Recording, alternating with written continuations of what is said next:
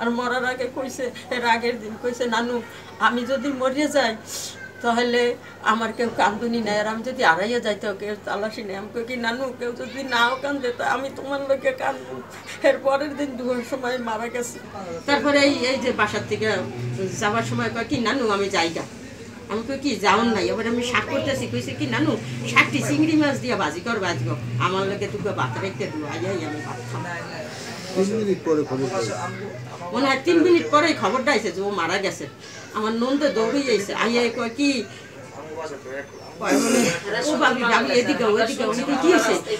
পলি আর এই পাশের ঘরের জরিনা খালার মাইয়া মারা গেছে।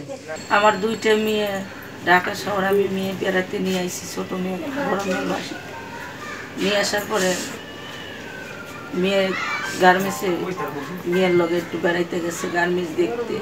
আমরা নিষেধ করছি, তারপরেও গেছে। যাওয়ার সময় দুপুরবেলা মেয়েকে বলছি, আসে পিঠে চাইছে, পিঠে খাইছে, ভাত চাইছে, ভাত খাইছে। খাওয়ার পরে মেয়ে আমি নামাজ পড়তে পেরেছি, আমার না বলেই গেছি।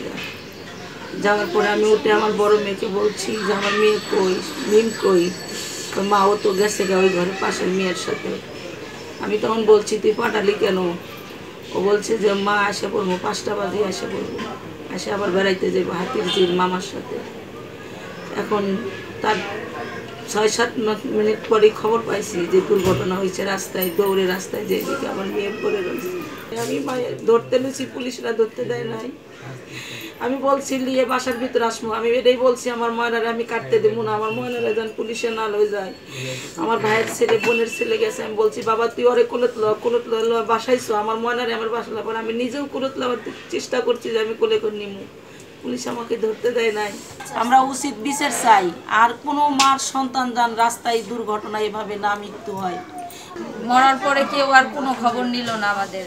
কয়েকদিন পরপরই রাস্তাঘাটে দুর্ঘটনায় গার্মেন্টস শ্রমিক পথচারী অনেক মারা যেতেছে। এর একটু আমরা শাস্তি চাই। এরকম ড্রাইভারদের, এরকম বাস মালিকদের সবার যেন শাস্তি হয়, আমরা সেটাই চাই। শুক্রবারেরই 2টা মানে একজন আগে যাওয়ার লেগে আগে আক্সেস করার লেগে ইসাইসের কারণে 2টা লোক মেরে ফেলাইলো। ওরা এরকম করে সবসময় খালি এই জায়গায় না, ঢাকা শহর ওদের গাড়ি যে জায়গায় চলে সব জায়গায় একই কারণে লোকটি মারা যাইতেছে। সব বাসের একই কাহিনী।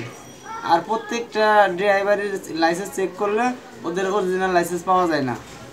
মালিক পক্ষর এবং ড্রাইভার যে গাড়ি দিছে দুজনের যাতে বিচার হয়। এই যে আপনার ব্রেকেটটা ভাঙা, এই ব্রেকেটটা ভাঙার কারণেই এখানে অ্যাক্সিডেন্টটা বেশি হয়।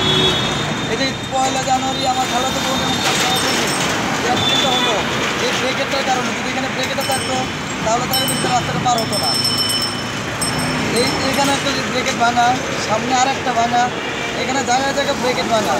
এই যে ফ্লাইওভারের থেকে যে রাস্তাটা নামতেন এখানে গাড়ির দিকটা অনেক বেশি থাকে, ওই ক্ষেত্রে এখানে ব্রেকেটের দেওয়া খুব জরুরি দরকার ছিল। অ্যাক্সিডেন্ট হয়েছিল, হওয়ার পরেও প্রশাসন থেকে ওরকম কোনো ব্যবস্থা নেওয়া হয় নাই।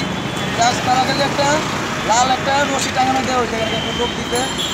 এখন পর্যন্ত প্রশাসন এই জায়গাটার বিষয়ে কোনো ব্যবস্থা নেয় নাই।